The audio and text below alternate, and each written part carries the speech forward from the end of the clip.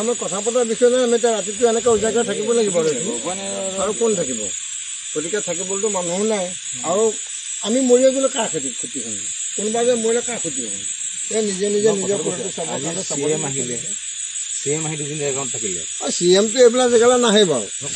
নহা বুলি নহয় ন, এইখিনি পানী যদি কিবা হ'লে গোটেই ডেৰগাঁওটো এইটো গুচি এই গৰাটো খহনীয়া হওঁতে আমাৰ বিধায়ক মৃণাল শইকীয়াদেৱে এবাৰ এই বুট লৈ পেলাই পানীত কিনাৰে গোটেই চাই গৈছে।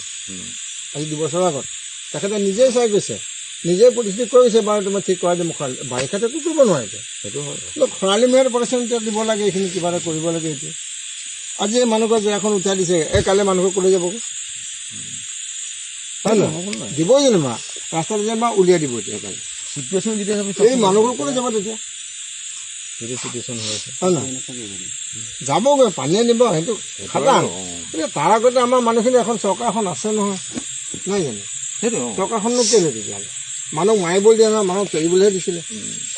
আজি সেই চৰকাৰখনে এতিয়া মানুহ মাৰিছে নাছে, অন্ততঃ মানুহ মৰা তাৰ দূৰৰ কথা।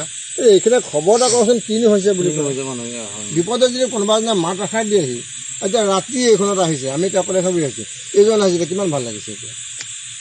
এতিয়া যি কৰক লাগিলে মাত এষাৰ